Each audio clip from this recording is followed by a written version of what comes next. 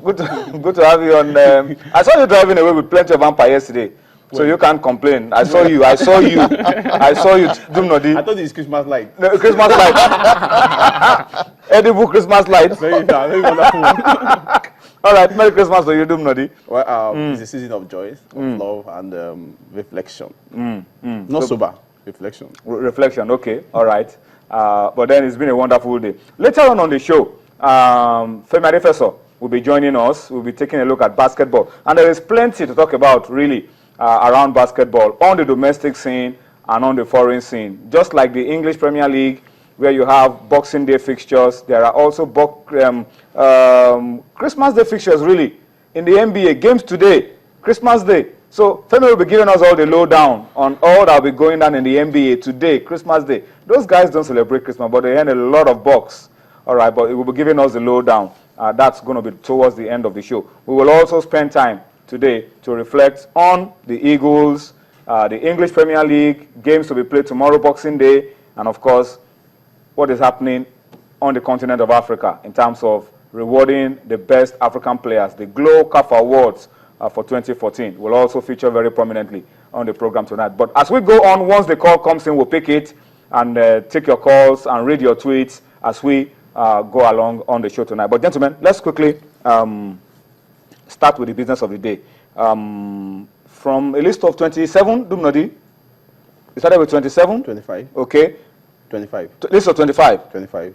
Came down to 5? Yes. We're down to 3? 3, yeah. We're talking about the short list from the CAF Awards for 2014 for the African Footballer of the Year. And that's the 3 on your screen, Dumnodi. You've been doing plenty of work reading about these guys. What can you tell us? Well, these 3 guys are 2 from, I don't know whether Gabon is, whether it's going to be West Africa or not, but we have Central Africa. We have 2 from West Africa and 1 from Central Africa. We have current winner, Yaya Toure of Manchester City. Title holder? Yes, title holder. Vincent Enyeama, the only Nigerian in the mix, the only goalkeeper in the mix, and of course, all 3 are played in France, so that's the beauty of everything. And of course, plays for LOSC Lille of France. One plays in the English Premier League, one plays in the German Bundesliga. All 3 are played in France. They have played in France before. All 3 are played in France. And of course, Pierre-Emerick Aubameyang, shocking, but then we made a list based on what he has been doing in the German Bundesliga for Borussia Dortmund. As of last season, even up to this moment, even though Dortmund isn't doing very well in the league, but in the Champions League, they are pulling their weight. So the top 3 released by CAF, and of course, these shortlists were done by coaches and technical directors of National Association affiliated to CAF. So Tunde, let me get your thoughts very quickly. Well, I think this is a representative of probably the 3 of the best players on the African continent at the moment. It's just a shame that this is the coaches and captains that get to vote. I'd like to see them move to the CONCACAF model where coaches, captains, fans, and media get to vote. Okay. All those come into play. Pause a little bit. Clement is on the line to us from Ikorodu. Clement, thank you for joining us on Sports Tonight. Merry Christmas, Clement. Are you still there? Oh, looks like we've lost Clement. We've lost Clement. That will have been our first call for tonight. But Clement, please do try to call back again. And I hope this time you'll be able to get through to us on set. We've lost Clement. Sorry, today continue with your thought. You were talking about expanding those who vote. Yeah, expanding to include the media, to include the fans. Because let's be candid, these 2 other people, or this other group of people, also represent an integral part of the sporting fraternity, especially football. You cannot have football without the media. You cannot have football without the fans. So I'd like to see them also, their votes also count for something. Then, and if Yaya Toure does win it, he will only equal the record held by Abedi Pele, who won it 3 times consecutively. I think, was it in the 80s, I think? When it was still being conducted by France Football Magazine. So if he does that, it will be a remarkable achievement. No one can begrudge him that. But I'd really like to see someone else win it. A goalkeeper. The last time a goalkeeper won it was Thomas Nkono. Or Joseph Antoine. I think it's is it Zaki Badu? Zaki Badu? The one in 86. Yes, maybe I think it was Zaki Badu 86 for his performances at the World Cup in Mexico 86. But the tide is looking very, very much in Yaya Toure's favor. But any one of these 3 will be worthy winners. Okay, Johnson is on the line to us from Ojo. So let's quickly speak to Johnson. Johnson, Merry Christmas to you. How have you been spending your day? Good, sir. My day is great. Yeah, my day is great. I've been enjoying it. I'm joining now meeting with you again after MITV. Oh, great. That's your para online.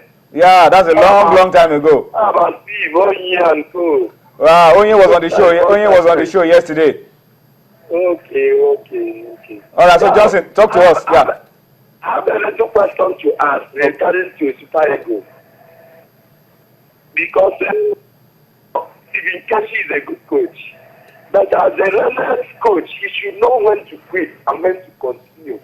So, Super Eagles, and we cannot continue like this every year. This has been a one of the 43 in the whole day of my life.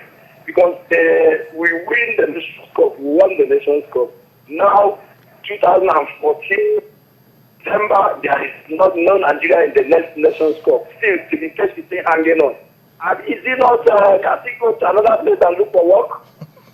So that's just my little contribution. And for you people, tonight, you are doing a great job. I will commend you, and I will always like to be part and parcel of your program. So it's just that you may have forgotten this is part of life on the side TV. All right. Wednesday. Thank you so much. That's a very good friend of ours. Telling us about, raised a lot. Johnson from Ojo raised a few issues. Stephen Keshi's issue, we talked about it extensively on this show yesterday. Yeah. We don't want to overflog it. We leave the ball in the court of the Nigerian Football Federation to decide what they want to do. And a lot of other issues as well. How do we pick up from where we are right now?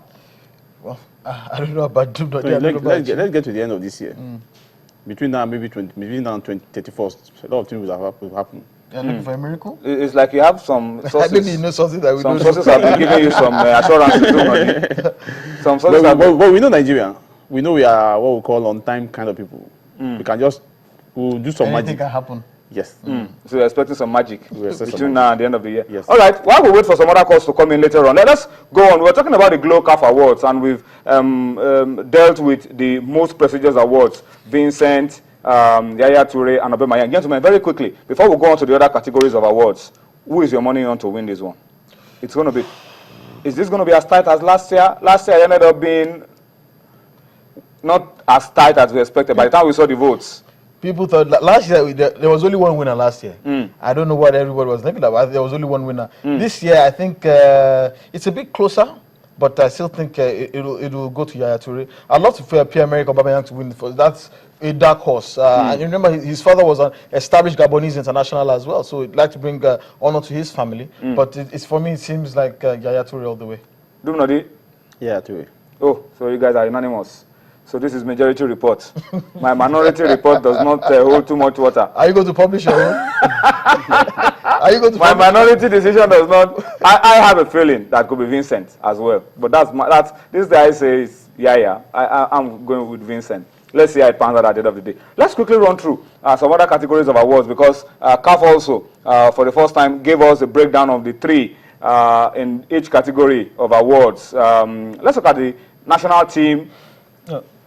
This is supposed to be club of the year. This is not national team. This is club side of the year. We apologize for the mix-up. This is club of the year. El Ahly of Egypt, AS Vita, Oton Setif. Oton Setif, CAF Champions League. Yeah. El Ahly, CAF Confederations Cup. AS Vita played up to the final. Oh, it's also very tight as well. Oton Setif did brilliantly. El Ahly, you have for reasons best known to me, I think the fact that they didn't have a good league. Yeah, despite that, they still managed to maintain some kind of dominance on the African continent. And also the dramatic nature in which they won the final as well. I think I'd like to give it to Alali. Coach of the year, Stephen Keshi has been dropped out of the shortlist. We're down to the final three now. Keshi is out of the shortlist for the coach of the year. And we have Florent Mbengue of DR Congo. We have Kieredin Madoni, coach of Oton Setif. And we have Vahid Haliodzic, the man who led Algeria to the World Cup and then left them, went to Turkey and has been sacked. But clearly, this is... He's going to be the coach of Oton Setif. Looking at the way Oton Setif began the CAF Champions League campaign and going straight to the final. You are going with the coach of Oton Setif? Yes. Yeredin Madoni. He looks like a good candidate for me. His team did very, very well against all odds with some particularly major club sides. They bucked the trend, and they also want to look at Vahid Halilhodžić, took Algeria